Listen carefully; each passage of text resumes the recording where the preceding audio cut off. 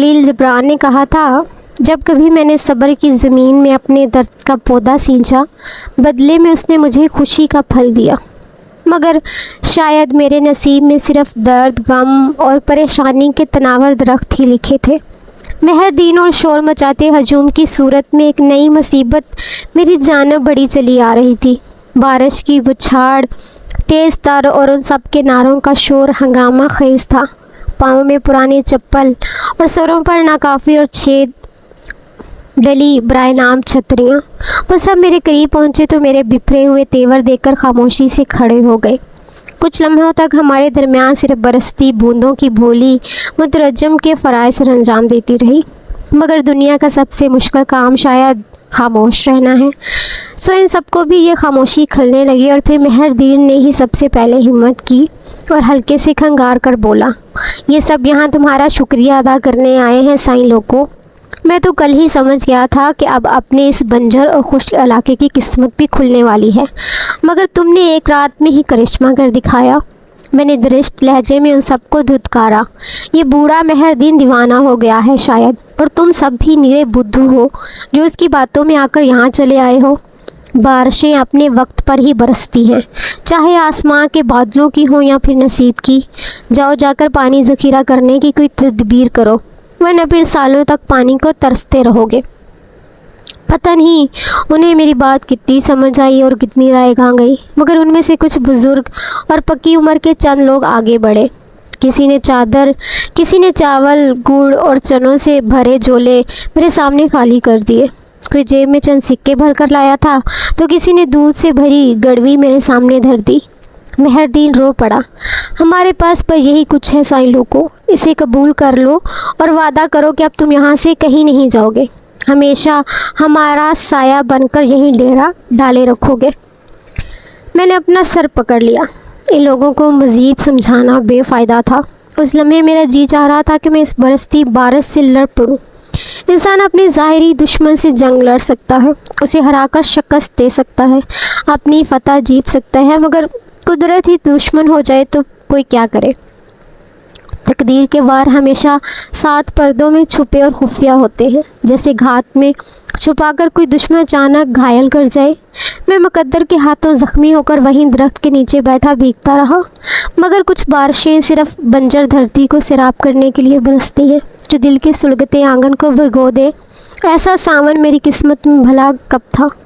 اگلے روز مہر دین میرے پاس آیا تو میں نے سختی سے اسے منع کیا کہ اگر اس کی بستی والوں نے مجھے زیادہ تنگ کیا یا آس پاس کے علاقوں میں اس اتفاقیہ بارش کا خواہ چرچا کیا تو میں چپ چاپ یہاں سے اٹھ کر کسی اور جانب نکل جاؤں گا۔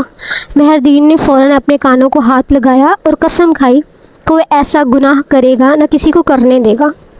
میرے پاس اس کے علاوہ اور چارہ بھی کیا تھا؟ کسی نئی بستی یا جنگل کی جانب نکلنے سے پہلے کچھ دن یہاں بتانا اب ناگزیر لگنے لگا تھا۔ میں نے سوچ لیا تھا کہ اس بار یہ جوگی کا سائیں کا لقب ان بھولے بھالے لوگوں کے یہ ذوف اعتقادی کا بت ہمیشہ کے لیے توڑ کر ہی آگے بڑھوں گا۔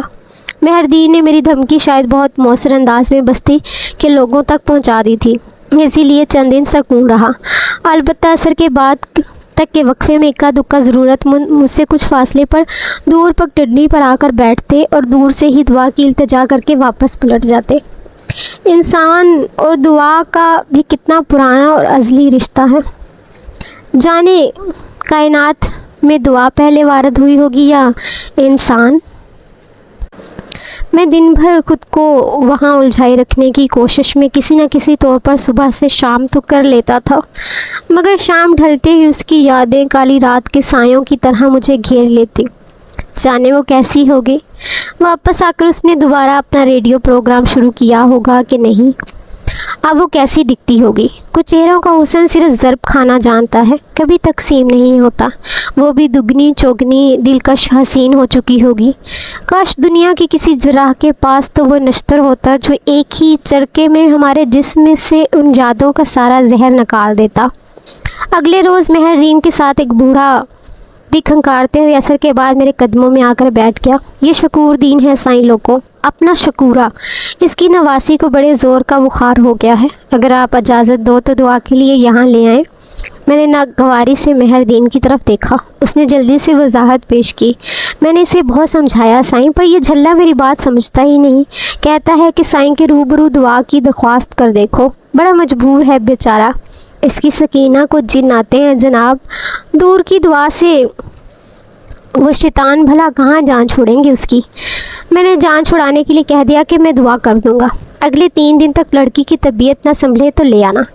ان دور دراز کے علاقوں میں جوان لڑکیوں کو مختلف گھریلو اور معاشرتی مسائل کی وجہ سے ہسٹریا اور دیگر نفسیاتی دورے پڑتے رہتے ہیں، جن کا دورانیہ چند گھنٹوں کا ہوتا ہے۔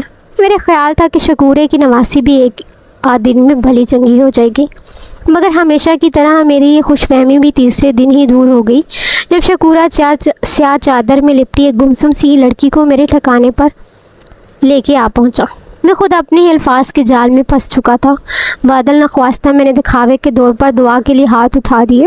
گلابی شام کے ڈھلتے سورج کی کرن سے سکینہ کے ناک کا لونگ پل بھر کے لیے چمکا تو ایک لمحے کے لیے میری نظر اس کی نظر سے ٹکرائی۔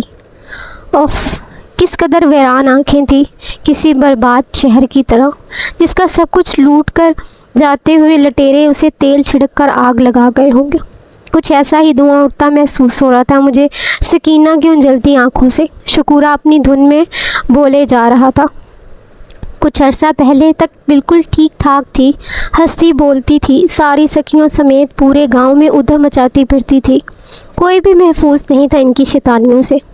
باغوں میں جھولے جھولتی تھیں، ایک سہیلی کی چھت سے دوسری کی چھت پر کدکڑے لگاتی پھرتی تھیں۔ پھر نہ جانے کیا ہوا، رفتہ رفتہ اسے چپ لگتی گئی، ساری ہنسی اور کہکہے کھو گئے اور یہ ایسی ہو گئی۔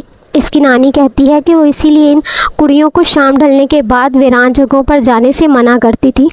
ضرور کسی ویران درخت تلے بیٹھے اسے کوئی جن چمٹ گیا ہے۔ بس سائیں جی، اب تمہاری دعا کا ہی آسرا ہے، کچھ ایسا پڑھ کر پھونکو کہ میری سکینہ پھر سے پہلے جیسی ہو جائے۔ اس تمام عرصے میں سکینہ ہم دونوں سے لا تعلق سی بیٹھی کچی زمین پر تنکے کی مدد سے لکیریں بناتی اور مٹاتی رہی۔ ڈھلتی شام میں اس کے چہرے کی پلاہٹ نے آس پاس کے ماحول میں سرسوں سی بکھیر رکھی تھی۔ میں نے بنا کچھ کہے چپ چاپ دعا کے لیے ہاتھ اٹھا دیے۔ میری دیکھا دیکھی پہلے شکورے اور پھر سکینہ نے بھی اس کی تقلید میں ہاتھ اٹھا دیے۔ خود اپنے لیے دعا مانگتی وہ مجھے بہت معصوم لگی۔ میں نے چہرے پر ہاتھ پھیر کر شکورے سے کہا، اسے کسی اچھے حکیم یا طبیب کو دکھاؤ، ہو سکے تو شہر لے جا کر کسی بڑے ڈاکٹر سے علاج کرواؤ، دعا کے ساتھ دعا بھی ضروری ہے۔ شکورے نے آہ بھری، آپ ٹھیک کہتے ہو سائیں جی، پر یہ پگلی کس کی سنتی کب ہے؟ میں نے شہر چلنے کا کہا تو صاف انکار کر دیا اس نے۔ کہتی ہے اس کا جو ہونا ہے ادھر ہی ہونا ہے۔ میں نے غور سے سکینہ کی طرف دیکھا۔ کیوں لڑکی، کیوں تنگ کرتی ہو اپنے بزرگوں کو؟ بات کیوں نہیں مان لیتی ان کی؟ سکینہ میری ڈانٹ سے گھبرا سی گئی۔ جی وہ مجھے لگا اپنے نانا کی وجہ سے وہ کھل کر بات نہیں کر پا رہی، سر جھکا کر بس اتنا ہی بول پئی، ٹھیک ہے جی، آپ کہتے ہیں تو مان لوں گی۔ شکورہ خوش ہو گیا۔ دیکھا سائی، میں جانتا تھا کہ اس کا علاج آپ کے پاس ہی ملے گا۔ شکورہ سکینہ کو ساتھ لیے واپس پلٹ گیا، مگر نہ جانے کہ ان دونوں کے جانے کے بعد بھی بہت دیر تک مجھے سکینہ کی ویران خالی سیاہ بڑی بڑی سی آنکھیں اپنے آس پاس ہی بھٹکتی ہوئی محسوس ہوتی رہیں۔ سورج کی زردی شب کی سیاہی میں تبدیل ہوئی تو رات کا سکینہ کے چہرے کا سورج مکھی لیے آسمان پر دوبارہ نمودار ہو گیا۔ جانے وہ کیا کہنا چاہتی ہوگی، اس کی آنکھوں میں زمانے بھر کا وہ کرب کیسا تھا۔ اگلی صبح مہردین تازہ پانی کی سراہی لایا تو اس نے خود ہی شکورے کا ذکر چھیڑ دیا۔ کل سے ذرا سکون ہے نماڑی کے گھر میں، کہیں ہنستی بولتی چڑیا تھی اس بد نصیب کے گھر کی، اب تو جیسے منہ میں زبان ہی نہیں اس کی۔ میں نے شکورے کی طرف دیکھا، اچانک ایسا کیا ہو گیا اسے، اور اس کی یہ حالت کب سے ہے؟ 3 سال ہو گئے ہیں سرکار، بہت علاج کروایا، بڑے پھیرے لگائے ہیں شکورے نے آس پاس کی ساری بستیوں کے، کوئی مزار کوئی درگاہ نہیں چھوڑی جہاں اس نے دعا نہ کی ہو۔ علاقے کے سارے حکیم اور طبیب بھی تھک کر ہمت ہار چکے ہیں۔ کسی نے شکورے کو مشورہ دیا تھا کہ کچھ عرصے کے لیے لڑکی کو لے کر کسی دور دراز کی بستی چلا جائے، شاید ماحول بدلنے سے کچھ بہتری ہو، مگر یہ طریقہ بھی بے فائدہ رہا۔ آخرکار شکورے کو واپس لوٹنا ہی پڑا۔ ابھی چند دن پہلے جس رات تم دعا سے علاقے میں بارش برسی تھی، اس سے 1 رات پہلے ہی شکورہ واپس لوٹا تھا اپنی سکینہ کو لے کر۔ میں نے بے خیالی میں مہردین سے پوچھا، کہاں لے گیا تھا شکور دین اپنی نواسی کو؟ شکر گڑھ، وہی ریلوے پلیٹ فارم کے قریب ہی گھر ہے اس کے داماد کا۔ میں چونک سا گیا، یہ تو وہی علاقہ تھا جس کے پلیٹ فارم پر خانوں کا کیبن واقع تھا۔ کتنا عرصہ رہی وہاں پر سکینہ؟ لگ بھگ 6 ماہ، مگر وہاں بھی اس جھلی کا من نہیں لگا۔ بس دن بھر بیٹھی آسمان کو تکتی رہتی تھی۔ پھر کچھ سوچ کر مہدین خود ہی اداس ہو گیا، اور پتہ ہے سائیں جی، کبھی کبھی تو بالکل جوگنوں جیسی حرکتیں کرتی ہے، اپنے آپ سے باتیں کرتی رہتی ہے۔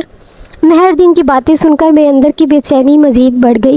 میں نے مہردین سے کہا کہ وہ شام ڈھلنے سے پہلے شکورے کو میرے پاس بھیج دے۔ سرے شام ہی شکورہ سکینہ سمیت آ گیا۔ حکم سائیں، سکینہ کیسی ہے اب؟ شکور دین نے گہرا سانس لیا۔ پہلے سے کچھ بہتر ہے سائیں، ایک آدھ دن میں شہر کی بڑی ڈاکٹرنی کو بھی دکھانے لے جاؤں گا۔ سکینہ کے باپ کو بھیجا ہے میں نے شہر، ڈاکٹرنی کا پتہ لگانے اور وقت لینے کے لیے۔ میں نے اپنے اندر ابھرتے ایک عجیب سی موہوم خدشے کی تصدیق چاہی۔ جب تم سکینہ کو دوسری بستی لے گئے تو ماحول بدلنے کے لیے، تب وہاں اس کا میل جول کن لوگوں کے ساتھ تھا؟ شکورے نے تعصب بڑے لہجے میں سکینہ کی حالت زار بیان کی۔ وہ کب کسی سے ملتی ہے سائیں جی، وہاں بھی سارا دن گم سم بیٹھی رہتی تھی۔ سکینہ اس وقت بھی ہم دونوں کی باتوں سے لا تعلق سی بیٹھی زمین پر تنگے کی مدد سے اپنا پسندیدہ کھیل کھیل رہی تھی۔ اتنے میں گاؤں سے ایک پکی عمر کا جوڑا آ کر ہم سے کچھ دور فاصلے پر بیٹھ گیا۔ عورت کافی پریشان نظر آ رہی تھی۔ مرد نے منت کی، سائیں جی، ہمارا چھوٹا بیٹا بہت بیمار ہے، 4 بہنوں کا اکلوتا بھائی ہے، دعا کرو کہ وہ ٹھیک ہو جائے، بڑا تیز بخار ہے اسے 3 دن سے۔ میرا جی چاہا کہ میں انہیں بری طرح دھتکاروں۔ میں نے مرد کو جھاڑا کہ وہ کسی ڈاکٹر کے پاس جانے کے بجائے یہاں کیوں آ گیا ہے۔ مرد نے بتایا کہ وہ کافی علاج کروا چکا ہے، مگر بچے کی حالت نہیں سدھر رہی۔ تنکے کی مدد سے زمین پر لکیریں کھینچتی سکینہ نے دھیرے سے خود کلامی کی، ٹھیک ہو جائے گا صبح تک رب کی مرضی سے، بس آج کی رات کی سختی ہے۔ شکورہ گاؤں سے آئے ہوئے جوڑے سے بات چیت میں مصروف تھا، اس لیے میرے علاوہ کسی نے بھی سکینہ کی یہ سرگوشی نہیں سنی۔ ویسے بھی اس کی آواز اتنی دھیمی تھی جیسے وہ خود اپنے آپ سے ہی بڑبڑا رہی ہو۔ میں جانتا تھا کہ عورت اور مرد دعا لیے بنا وہاں سے نہیں ڈلیں گے، لہٰذا حسب معمول میں نے اپنے صدا کے خالی ہاتھوں کا کشکول ہوا میں بلند کر لیا۔ اس جوڑے کے جانے کے بعد شکورہ اور سکینہ بھی اٹھ کر چلے گئے۔ شکورے نے جاتے جاتے بتایا کہ اگر شہر میں بات بن گئی تو وہ سکینہ کو کل ہی شہر لے جائے گا۔ میرے اندر کی بے چینی بڑھتی جا رہی تھی، جیسے کوئی بہت بڑا سربستہ راز اپنے قفل کھولنے کو بے تاب ہو، مگر میں اپنی کم علمی اور جہالت کی وجہ سے اس کی کنجی کہیں کھو بیٹھا ہوں۔ اگلی صبح سورج سے کچھ زیادہ ہی ناراض سا نمودار ہوا اور اپنا غصہ جھلستی کرنوں کی صورت میں بن سایہ جانداروں پر برسانے لگا۔ دوپہر سے پہلے ہی گزشتہ روز والا مرد بھاگتا ہوا آیا اور میرے قدموں میں گر گیا۔ میرے کاکے کا بخار اتر گیا ہے سائیں، کل رات ہم سمجھے تھے کہ بس جان لے کر ہی چھوڑے گا یہ بخار اس کی، بڑا تڑپا ہے ساری رات بستر پر، جیسے کوئی مچھلی بن پانی کے تڑپتی ہے۔ سچ بتاؤں سائیں تو میں تو امید ہی چھوڑ بیٹھا تھا، مگر پھر تمہاری دعا نے فجر کے بعد ایسا اثر دکھایا کہ سورج نکلنے تک میرا نکاح بھلا چنگا ہو کر اٹھ کر بیٹھ گیا۔ سب دعائیں، سب تمہاری کرامات ہیں سائیں، سب تمہاری دعا کے کرشمے اور برکتیں ہیں۔ قربان جاؤں میں اپنے سوڑے رب کے، جس نے تمہیں ہم غریبوں کی مدد کے لیے بھیجا ہے اس بستی میں۔ شکورہ نہ جانے کیا کچھ کہتا رہا، مگر میرے تو سارے لفظ ہی نہ جانے کہاں کھو چکے تھے۔ کل ہی میرے سامنے سکینہ نے سرگوشی کی تھی کہ شکورے کا بچہ رات بھر کی سختی کے بعد صحیح شفا یاب ہو جائے گا، اور اس کی کہی ہوئی بات ہو بہو ٹھیک ثابت ہوئی تھی۔ یہ سب کیا ماجرا تھا؟ اور پھر میرے ذہن میں یکے بعد دیگرے جھماکے ہوتے گئے۔ سکینہ بھی اسی دن واپس اپنی بستی میں پہنچی تھی جس دن میں نے یہاں ڈیرا ڈالا تھا، اور پھر اسی رات اس علاقے میں برسوں بعد بارش برسی تھی۔ دوسرا جھماکہ ہوا اور مجھے مہردین کی بات یاد آئی کہ سکینہ کا نانا سکینہ کو ماحول کی تبدیلی کے لیے اسی قصبے میں لے گیا تھا جہاں ریلوے اسٹیشن پلیٹ فارم پر میرا ٹھکانہ تھا۔ میں بے چینی سے کھڑا ہو گیا اور ادھر ادھر ٹہلنے لگا۔ جہاں جہاں قدرت نے میری دعا کی لاج رکھی تھی وہاں آس پاس سکینہ کی موجودگی کا کیا مطلب ہو سکتا ہے؟ میرا جی چاہا کہ میں اسی وقت بستی میں سکینہ کے گھر چلا جاؤں، مگر لوگ میری اس حرکت کو نہ جانے کیا مطلب لیتے۔ میں 2-4 قدم بڑھ کر واپس پلٹ آیا۔ اتنے میں دور پگڈنڈی پر سورج کی قہر برساتی دھوپ کی گرمی سے تپتی زمین سے اٹھتی سراب کی لہروں میں مجھے شکورے کا ہیولہ دھیرے دھیرے لاٹھی ٹیکتا ہوا شہر کی جانب جاتی بڑی سڑک کی جانب بڑھتا ہوا دکھائی دیا۔ اس کے پیچھے سر جھکائے گٹھری سی بنی چھوٹے چھوٹے قدم اٹھاتی ضرور وہ سکینہ ہی ہوگی۔